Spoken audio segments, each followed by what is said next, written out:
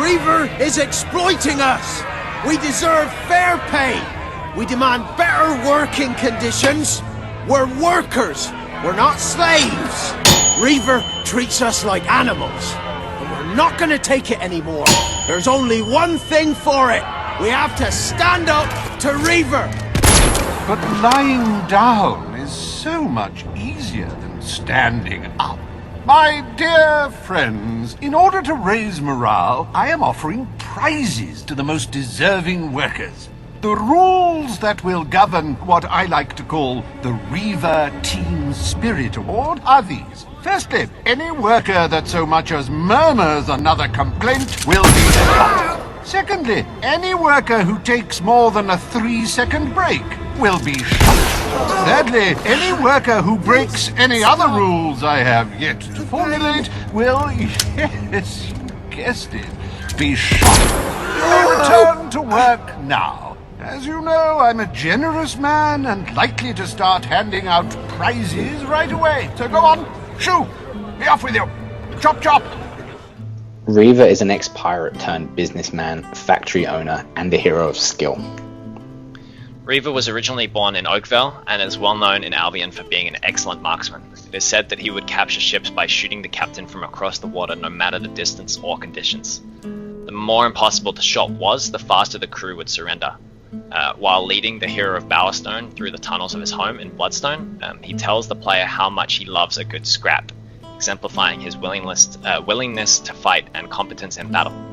He is blessed with eternal youth and often remarks on periods of time which he has lived in. His immortality comes from a deal he once made with the Shadow Judges in the Shadow Court. They sustained his youth at the cost of other people's through an annual ritual.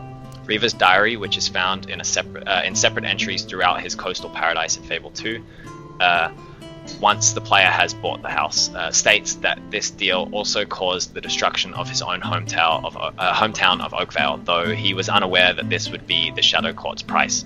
An entry in his diary implies that he had a close relationship with a woman who was killed in the fire. And the entry goes, "Then I see him running madly through fields, the realization of just what price he has unwittingly paid hanging like a tragedy mask from his face. He falls to his knees before the town he called home, now a dark circus of screams. Here is among them, but he can do nothing to stop it." So Captain Dread, the most feared of all pirates in Albion, has come to an agreement with all other pirates that haunt the 9 seas of Albion. They give him a cut of the profits, and he doesn't raid their ports of call.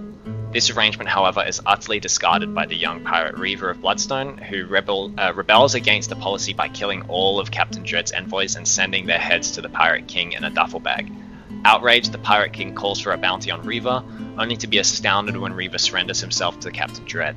While imprisoned by Captain Dread, Reaver kills Albion's most feared pirate by shooting an oil lantern next to him, which spilled onto his head and gave him a slow, painful death. With Captain Dread killed, Reaver obtains the new title of Pirate King. After the Hero of Bowerstone had recovered Garth, they sought Reaver to complete the Hero Triumvirate that would defeat Lucian Fairfax, knowing him to be the hero of skill. Upon meeting the Hero of Bowerstone, Reaver demands that the hero have a certain amount of renown before even considering an alliance. When the hero returns, Reaver gives them a dark seal and sends them to the Shadow Court with the sole intent of using the hero's vitality as a sacrifice to the Shadow Court to keep Reaver young. This would also serve to weaken them for transport to Lucian for the sizable bounty that their lord had placed on the hero. Whether or not the hero actually sacrifices their youth or sacrifices that of another potential victim, Elizabeth, is up to the player. Either way, regardless of the choice made, Reaver is forced to abandon his plans when Lucian instead decides to claim the Hero of Bowerstone and the Hero of Skill by force, invading Bloodstone with an army of shards and storming the town with spire guards. Forced into a temporary alliance of necessity, Reaver takes the Hero of Bowerstone through Reaver's rear passage. Wow. Interesting name. Demonstrating his proficiency with firearms along the way. Once the duo join Garth and Hammer on Smuggler's Beach, they are beset by a great shard, which they destroy. Realizing that Lucian will hunt him down too, Reaver reluctantly joins the trio for the ritual at Hero Hill to summon the weapon capable of destroying Lucian when they are ambushed. Taken to the spire by Lucian, Reaver is rescued by the Hero of Bowerstone, who confronts the power-hungry lord. Should the hero of Bowerstone listen to Lucian's monologue in its entirety, Reaver will shoot Lucian for them, depriving them of the vengeance they sought for decades. At the end of the main quest, Reaver travels to Garth's homeland of Samarkand, citing exotic substances and uninhibited people as his reasons. Racist. The fate of his the fate of his smuggling operation and its members in Bloodstone is never actually revealed. In the legendary book Reaver on Reaver, an autobiography, Reaver reveals that after Teresa transported he and Garth to Samarkand after Lucian's fall, Reaver indicates that he became disappointed in the place and eventually that he was responsible for Garth's death during his last night in the tavern which leads to his departure. However, the book ends before he explains what happened or if he was successful in killing Garth. Based on the description of the Channeler sword, it is possible that Garth survived the attack. In Fable, Edge of the World, it is confirmed that although Reaver had boasted in the book that he had killed Garth, his target had indeed survived, so obviously he's just sort of lying about that one. Yes. So in Fable 3, Reaver has returned from Samarkand and settled into a new manor in Millfields. With the rise of the industrial age and when with loose laws regarding employee treatment, Reaver has found an outlet for his greedy nature. Under the rule of King Logan, Reaver was granted control of more benevolent industries of Professor Ernest Faraday, when the professor refused to deliver his mechanical army to the monarch. Due to his profitable business tactics, including introducing child labour and cutting 100% of the employees' wages, Reaver became one of Logan's most powerful allies. Reaver runs the majority of Bowerstone Industrial and is seen there when the hero and Walter first arrive in the city. He quells a small strike from his workers at his main factory by shooting their leader 4 times and explaining that any worker who rests longer than 3 seconds, whines, or breaks any other rule he may make up in the future will be shot. Paige and the hero of Brightwall attempt to infiltrate Reaver's mansion during a ball to rescue several captured followers, only to find themselves in a trap. Reaver has them locked in an arena and sent into neighbouring arenas to fight various enemies for the amusement of his guests, deciding on the enemy by using a device called the Wheel of Misfortune. After facing 4 rounds, the wheel chooses Balverines, at which point most of Reaver's guests are revealed to be Balverines in disguise, and have some sort of bargain with Reaver, which he announces after they attack the hero and Paige, that they are even. After killing the Balverines, Paige attempts to shoot Reaver, who, with unnatural ease, deflects the bullet with his cane. Paige then mentions that her companion is the prince/princess, in which Reaver says he would look forward to collaborating with the hero if he/she is successful in overthrowing his/her brother, and begins to walk out. Paige makes another attempt to kill him, only for her bullet to hit the door as he makes his way out and escapes from Bowerstone. With his absence, Paige and the hero were allowed to rescue Kid, the only survivor. If you purchase the Understone quest pack, the hero is able to re-enter Reaver's arena. There will now be 2 sets of megaphones on either side of the wheel, as well as a scoreboard to the right. You then hear Hatch's voice coming from the speakers rambling about nothing, at which point Reaver berates him, saying that they are recording. Reaver continues saying that he has opened his wheel to the public as a way to earn money without being required to actually be present in Bowerstone. In the second half of the game, after deposing Logan and the hero's coronation, Reaver acts as an advocate for the more corrupt sides of decisions you make. However, you should choose the moral path and reject his profile, or should you choose the moral path and reject his proposal, he will begrudgingly agree with you, admitting that the path you have chosen may be a useful one. It is unknown whether he actually believes this or is merely agreeing with you due to your position of power, which is obviously the case. Corrupt decisions proposed by Reaver cannot be undone or converted in any way once you accept his proposal. And whatever decision you make, Reaver takes part in it, meaning he likely profits financially either way. If you decide to help restore Albion to its former glory or not, Reaver shows the player the results of their choices as if he is narrating a commercial. After the battle for Albion at the very end of the game, Reaver leaves you a letter in the war room.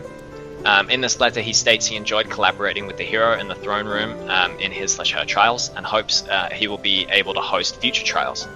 He then says he hopes you did well in the battle and that he would not like to come back to a dead city, which is fair enough. He states that he had to leave for an important but wearying errand, saying perhaps he will explain it in better detail someday. Players of the second game will know that he is off to make his sacrifice to the Shadow Court. You may receive a unique sword called the Inquisitor if you pre-order from GameStop over in the US that has a history linked to Reaver. Recently, it has been made available for download along with other pre-order exclusive items and quests. So Reaver is featured in the novel Fable Blood Ties, which follows the adventures of Ben Finn after the events of Fable 3. Reaver serves as the book's primary antagonist after it is revealed that he is responsible for the creation of the monstrous half-breeds assailing Ben and the beleaguered citizens of the village of Blackholme at the behest of the warlord Drugan. Okay. When Ben learns that the leader of the half-breeds is none other than his long-lost brother, William, Reaver's slave, he implores Reaver to cure his brother and set him free.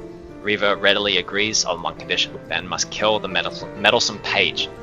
Desperate to free William, Ben initially agrees and lures Page away from Bowerstone, but when he cannot bring himself to kill her, the half-breeds arrive and kidnap Page. Ben gives chase, but is likewise captured by Reaver, who intends to force the pair to fight the half-breeds in his personal combat arena before an audience. However, before this can occur, Ben's gnome companion destroys Reaver's means of controlling the monsters, which promptly kill their guards, escape, and charge towards Blackholme. Not the least bit disconcerted, Reaver leaves Ben and Page to deal with the rampaging horde, while he invites his disappointed guests to stay for hot cocoa. Sounds great. So Reaver then returns once again in the latest Fable novel, which is Fable Edge of the World, where he serves as an anti-hero as always, but later assumes a purely antagonistic role. 10 years after the defeat of the Crawler, Reaver returns to Bowerstone while the mighty Hero King leads an expedition to Samarkand to defeat the resurgent darkness. Coming upon a distraught Queen Layla, Reaver comforts her, learning that she feels abused by the misgivings of her military advisor Jack Timmins and betrayed by Page, who continues to support his view. Pointing out that her husband's concessions to his policies helped to save Albion from the Crawler, Reaver proposed to help Layla in any way he can, reasoning that while he stands to make a profit from aiding Layla, his financial and military support would secure Albion and ensure a swift return for her husband. Gripped by depression at the loss of her husband and relieved at Reaver's open honesty, Layla agrees, further admitting that she could use Reaver to counter the influence of Timmins. Managing to get in the Queen's good graces through his honesty and his supposed compassion, Reaver manipulates Layla into ignoring her other advisors and passing new laws, including the cessation of trade with Aurora, a nightly curfew, and the expansion of Reaver Industries, of course. Eventually, he frames her other advisors with a series of expertly forged documents that claim the frustrated Timmins and her ally Page sought to overthrow the Queen. Once the duo are thrown in prison, Reaver makes his next move, quickly usurping the Queen herself by bribing some of her staff while convincing everyone else that Layla is still in charge. He even goes so far as to gain control of the Sanctuary, arriving there by exploiting the heroic blood that flows through him. With this ruse, he goes about imposing his own laws and shaping Albion as he sees fit. Reaver has been described as being amoral, bearing no concept whatsoever of morality. He is narcissistic, egotistical, and displays a near psychopathic disregard for life, which netted him considerable profits during the Age of Industry, by cutting wages by 100% and by extending worker hours in utterly unsafe conditions and casually executing those who resisted his rules.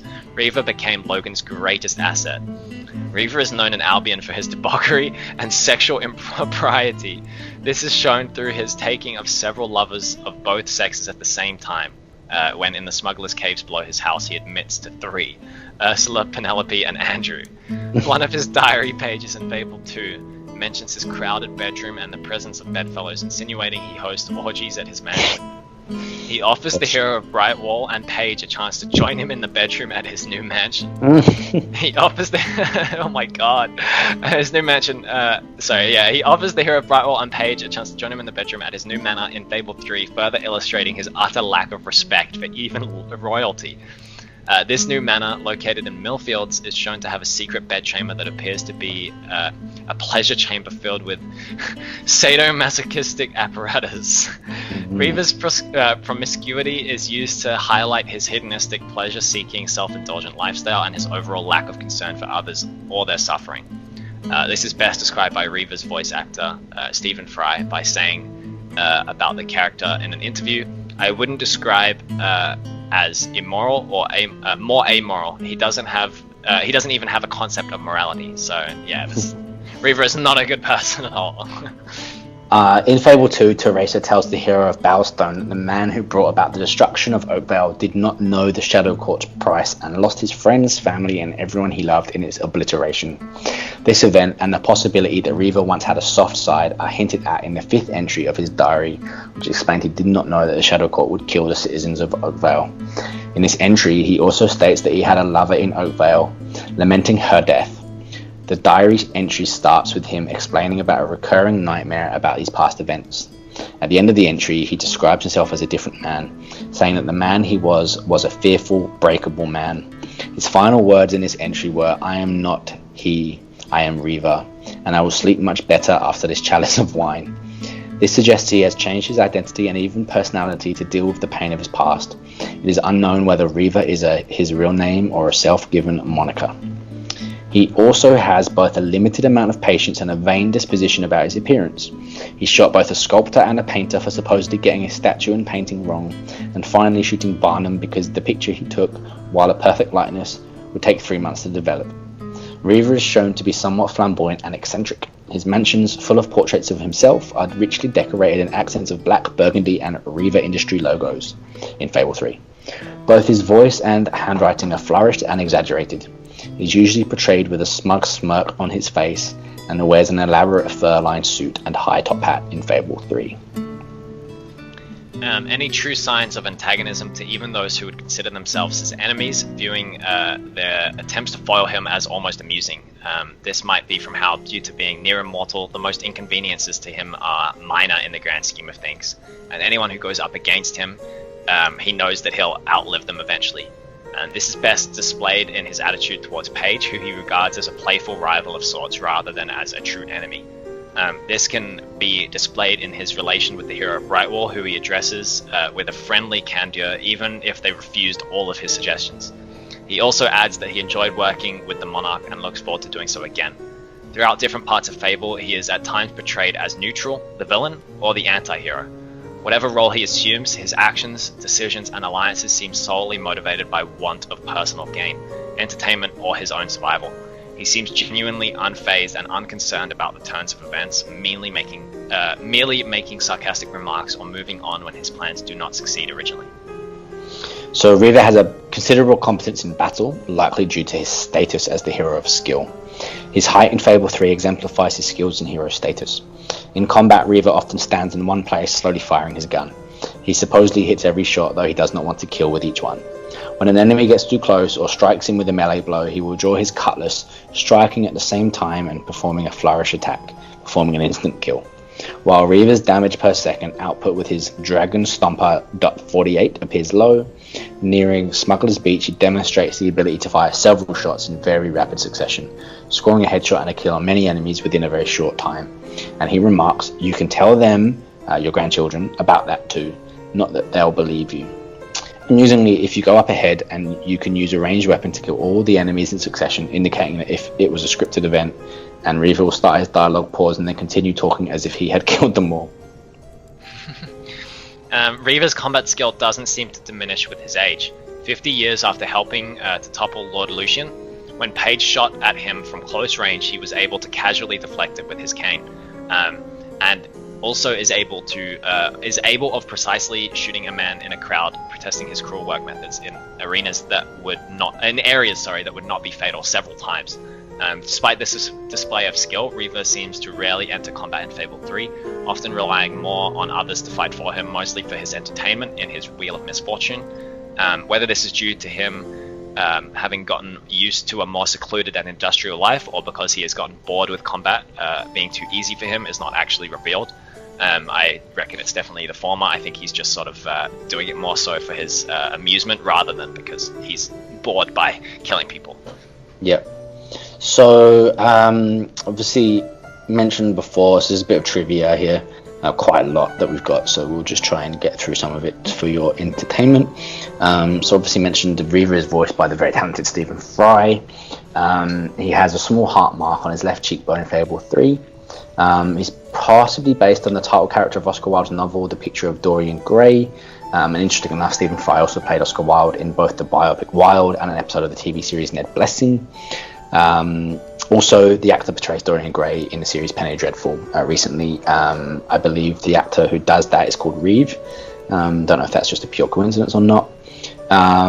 Reaver does bear quite a number of similarities to a real-world person called Lord Byron, which is true. I do remember studying Lord Byron a long time ago, and he does have that kind of hedonistic lifestyle, like, cult, I guess.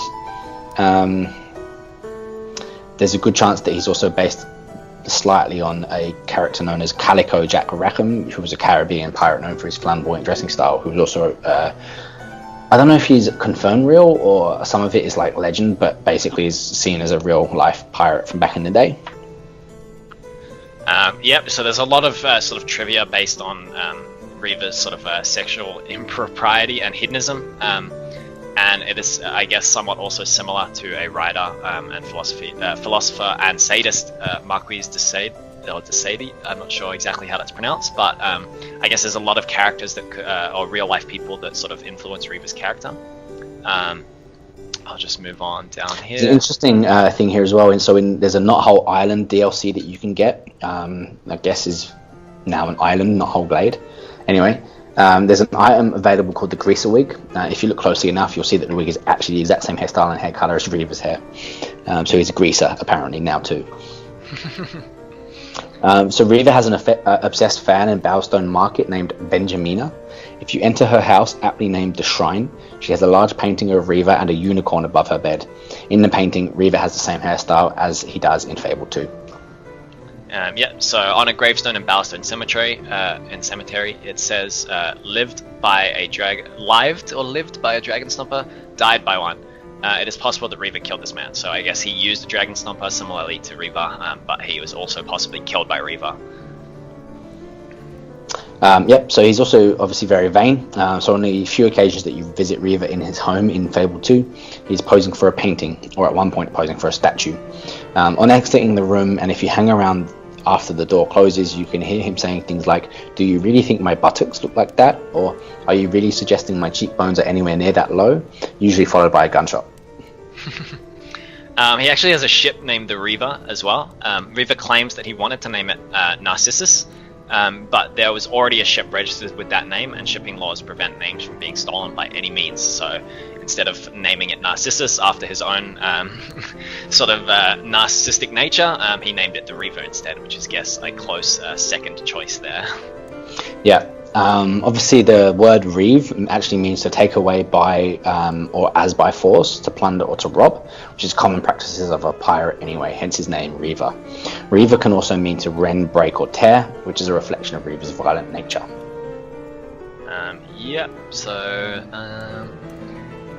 So Reaver actually often uses French phrases when talking to the hero.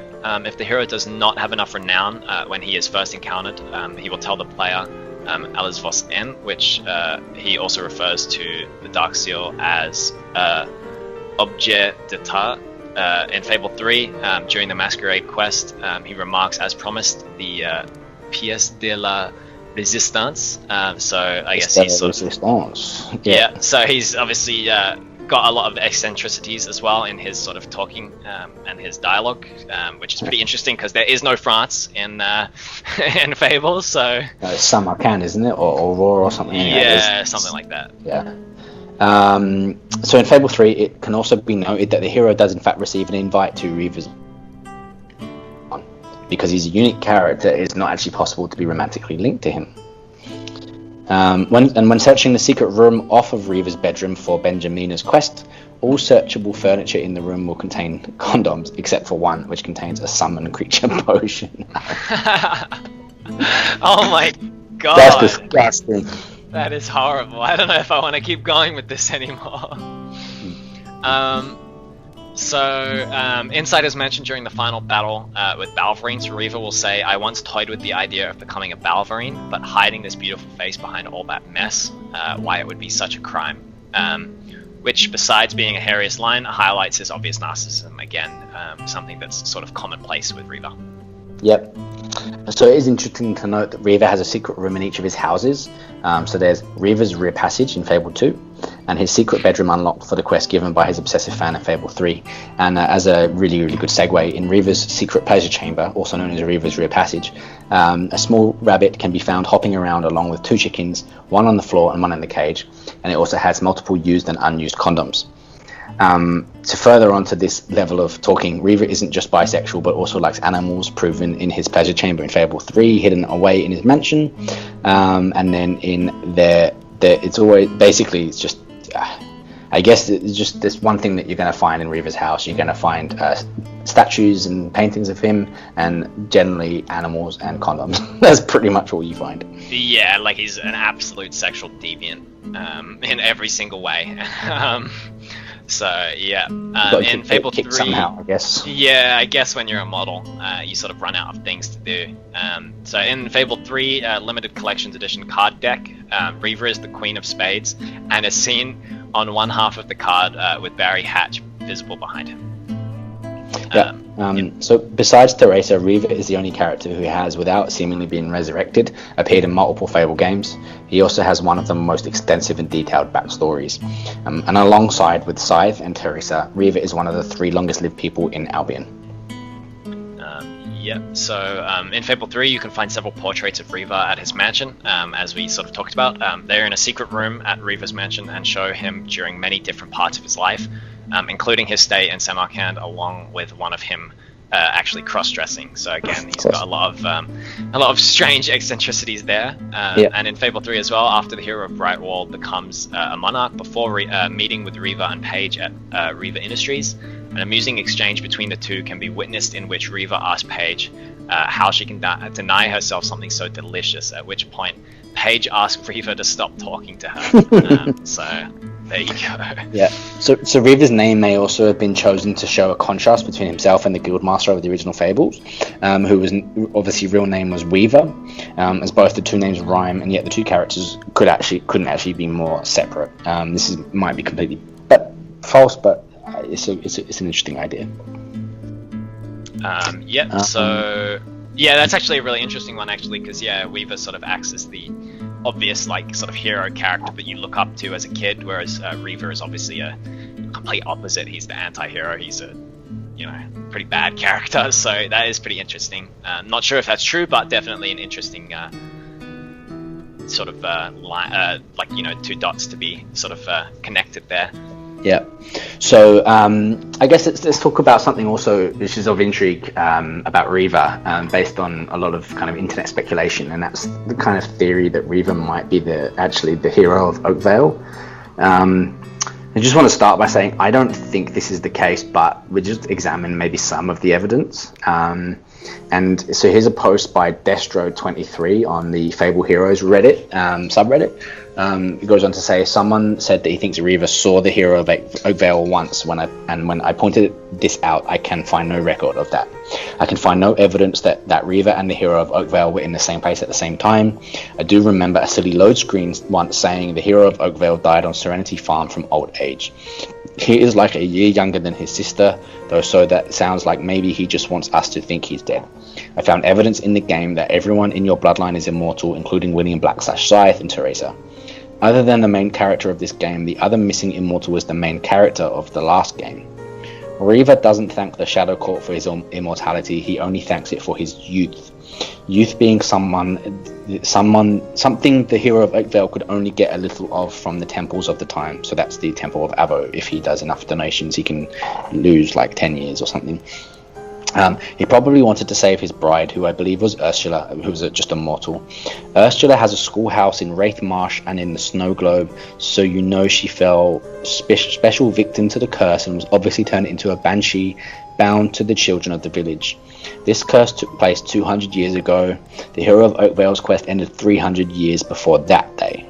He should have still been somewhere in the world. He can use weapons and magic unlike Teresa. Scythe even could have stopped the Shadow Court. Okay, so obviously the writing style of this is, not the best, but some of the content in there, some of the ideas, just have a think about.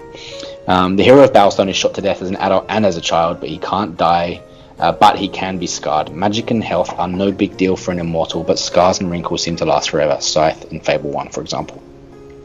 The only reference to the Hero of Oakvale in Fable 2, other than his guild paintings, are what NPCs say, and they claim inaccurately that he carried the Sword of Aeons to kill Dragon Form Jack.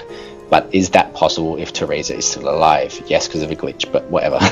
There is a speculative theory that Teresa was half dead and then thrown into the void, but her dead body laid on the ground as I recall, so forget all this, Teresa is evil and from the void fairy tale.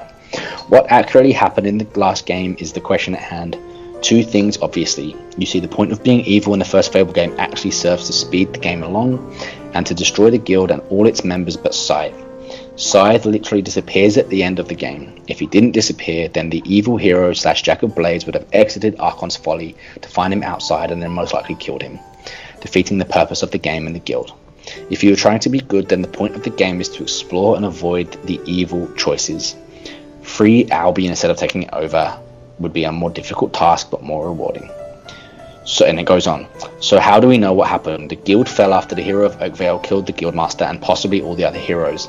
The only thing that leads anyone to believe he was a good hero is the fact that Teresa is alive and the Chamber of Fate walls show the good ending where he doesn't become Jack of Blades, which wasn't the point of being evil anyway. Teresa and the Sword of Aeon still don't properly fit though. If you think outside of the game, the sword did have some power as Jack used it and killed your mother. Maybe the hero didn't cast it away or feed it blood, but still used it in the final fight. Logically, if Teresa isn't exaggerating the events, this must have happened.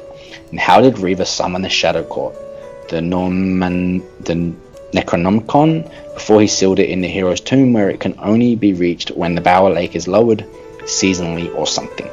Scythe being the last hero is a poetic ending for the guild. We know that people overthrew the guild with guns, and I'm guessing this is after the Hero of Oakvale staged his disappearance, taking on his new title as the Pirate King. Maybe he was on a quest to kill the Pirate King for being a revolutionary threat to the guild, and the guild was burnt down when he got back. What else could he do after the fall of the guild but stage his own death and look for a new line of work? And it goes on a little bit further. Penelope burnt the house down while Reaver was sleeping with Andrew, killing Andrew, but Reaver somehow survived. How, unless he can't die like any mortal? After the house burns down, Reaver rebuilds it and invites Penelope and Ursula as honoured guests, probably so Ursula the Banshee can kill Penelope. The person that decorated and reconstructed Reaver's house was originally decorating and constructing the Temple of Shadow for Cornelius Grimm. Reaver, who is loyal to the Shadow Court, calls the Grimm's Temple of Shadow silly as if it's a cheap imitation Dark Temple. It goes on to say that Reaver has sex orgies, and then it goes on to say Reaver has discovered a small island which wasn't Samarkand, which is the way he described Samarkand at the end of the game. This may be why he is misinformed. Garth, being from there, should know if Reaver was close to correct or way off, and he tells Reaver it's not like that. And then it goes on a little bit more. Reaver claims he murdered the Pirate King and took his place to get the house. As he said ironically, it isn't every day before announcing he murdered a Pirate King and took his place. This is also on the same spot where he killed Twinblade and the Bandit King, the ex-hero who you could kill or spare in the first game, which is actually an interesting point. I also think the Hero of Oakvale is bald and Reaver wears a wig. The Hero of Oakvale is often shown as bald and Reaver obviously wears a hairpiece, and we're almost done. He says he likes how he greets his sister, talking, not a silent hero anymore, and he says, blind, eh? I would have preferred mute. Okay, so that's the whole post. I tried to get through it as quick as possible, but there are some interesting points in there, although as I said right at the start, I don't think this is the case, but there are some things that can be matched up. What do you think?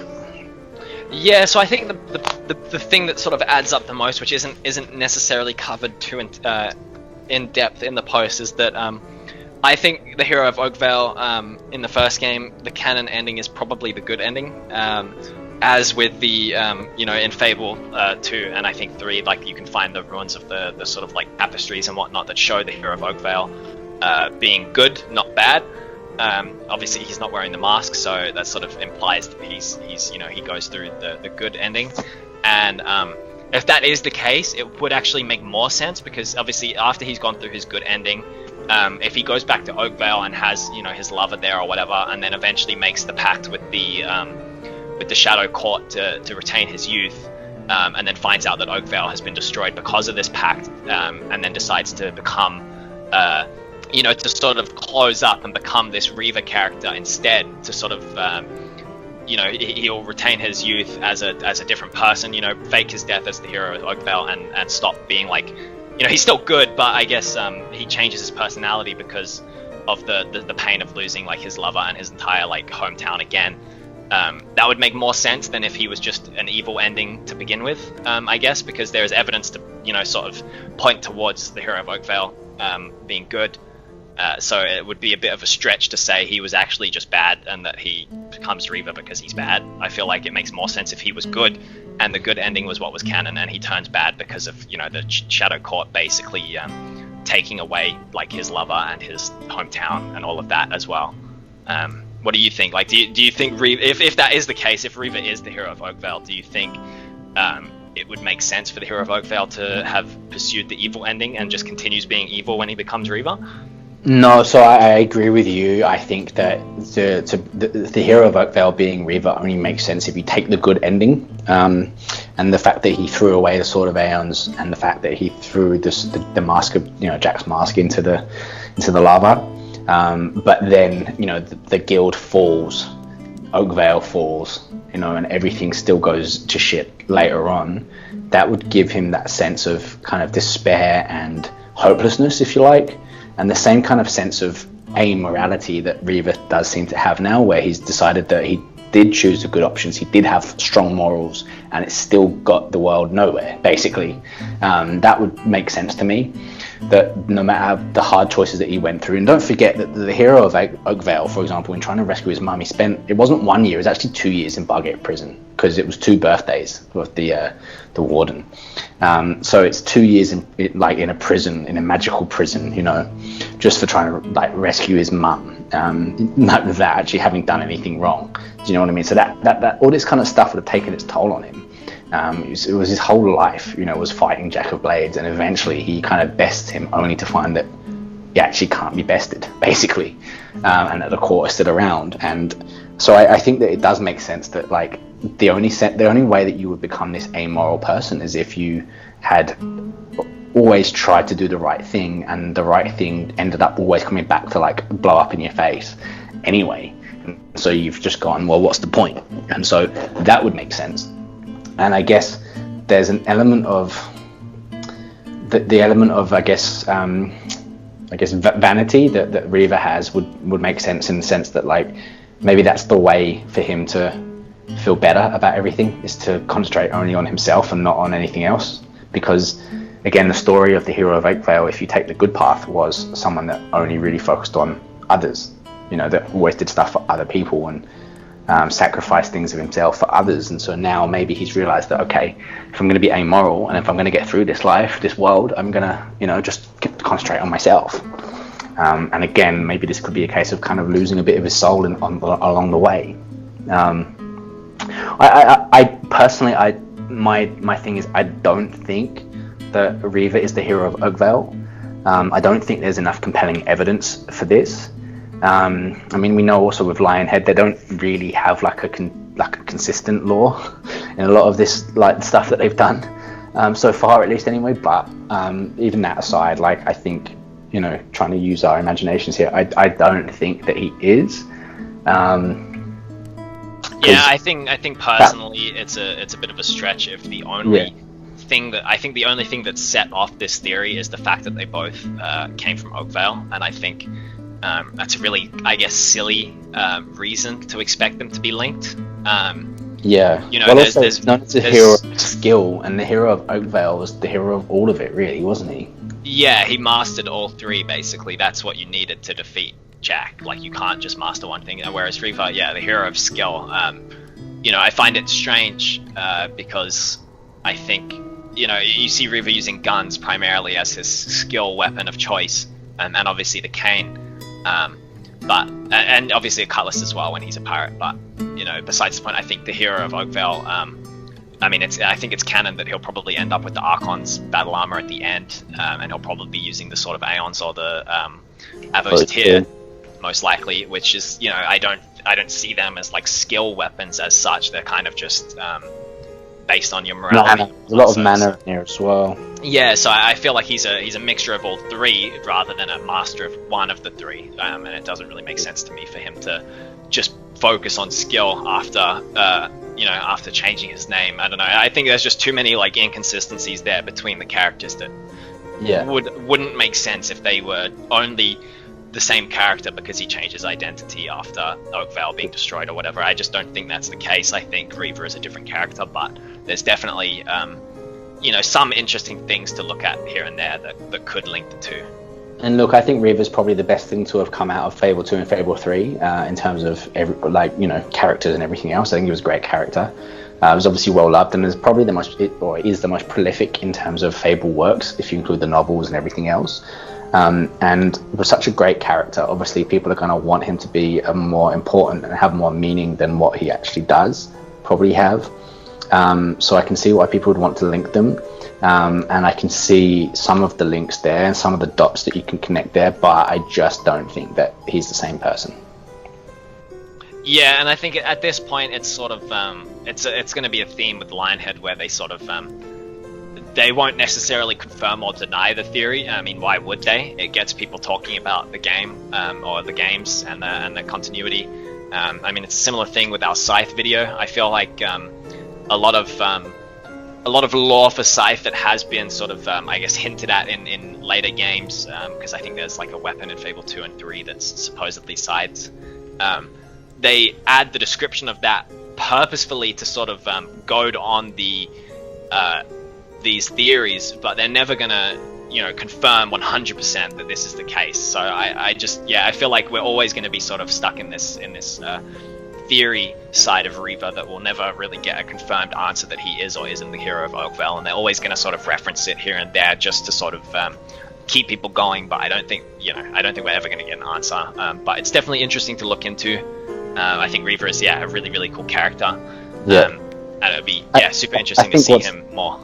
I think what's most accurate in if you look at the backstory that's given of the character, obviously after I guess the deal with the Shadow Court and having his youth, is the fact that there's a guy that's a pirate that basically is taken by piracy what isn't his, then goes on to be like the most successful industrialist of the time, is more of a reference to the Industrial Revolution era than anything else. I think is the reality of this. Like, we know that Fable is basically a parody game. It always has been parody, really, and designed to be parody of the genre and of the eras and everything. And for me, Reaver is a character that just sums up the amorality and kind of piracy of the Industrial Revolution, I guess. Yeah, and even during the trivia section, we covered that he's obviously similar to a lot of real life people, as well. There's a lot of references in his lore that sort of obviously show some inspiration there. So yeah, I think he's just sort of the sum of a lot of different concepts and ideas and people in the real world, summarized into one character, as just as like a reference and as a idea of what these eras are supposed to be like. Yes, and I reckon our top 3 characters of the whole Fable kind of continuity. If I'm honest. Yeah, definitely. So they did a good job with him. I just don't think, ultimately, I don't think he is gonna be the hero of Oakvale. I don't think that's ever gonna get confirmed. I don't think there's enough evidence to prove that it's true. Unlike the Scythe and William Black theory, where I think there's almost an overwhelming amount of evidence to say that is the case. There's cast iron, physical evidence that like very in terms obvious of the armor, the blue. Yeah, the armor, the lore behind him, just so many different things add up on that one. Yeah, exactly. Whereas in this case, I think a lot of it is just headcanon and speculation. And while it's really fun to go through that, I don't want anybody to sort of leave this video thinking that we're saying that he absolutely is, because I think there's more evidence to prove that he's not. But obviously, we'll have to see. There's also this idea that you put in all this work into this character, this lifelong character in the first Fable game, and then to see, to not really have much of his return. Although it's alluded to, obviously in Fable 2, they're not really mentioned much, and it kind of moves on. And so I think people wanted, I guess it's more of a harken back to the fact that people like their first story probably more than the second two. The 2 and 3, I mean, they probably like the concepts brought up in the first game more, and wanted to see more of that. And I think that's probably more what this is based on, is trying to have more of a connection to the first game than it is to actually based on canon or realistic, stuff, I guess. Yeah, so with that, I think that's pretty much everything we have on Reaver. Sure. If there's anything you guys want to add in the comments, let us know, and we'll happily, read through it. I think we respond to every comment that we've received so far, so definitely, yeah, let us know if there's anything else you want to sort of talk about on Reaver. There's so many different theories that we can get into, so yeah, let us know. And comments, I want to see you guys talking about Reaver's back passage. yeah, that's definitely the most interesting Reaver's part rear of this lore, I reckon. Reaver's rear passage. But yeah, thank you for watching, and we'll see you with the next Fable lore video, and that's it, yep. Do you consider that a victory? You're merely delaying the inevitable. All that you've struggled for will be crushed under the majesty of the Spire. Why must you interfere? What are you fighting to protect? The world that robs us of what we love most? Is that what you think is worth preserving? You small-minded fool. Do you think you're the only one ever to suffer loss? I asked the world for nothing but a family, and even that trivial request was too excessive. Such a cold world does not deserve its own existence. The new kingdom will have no place for fate or chaos, or hate. Oh, I thought he'd never shut up. Oh, I'm sorry, did you want to kill him?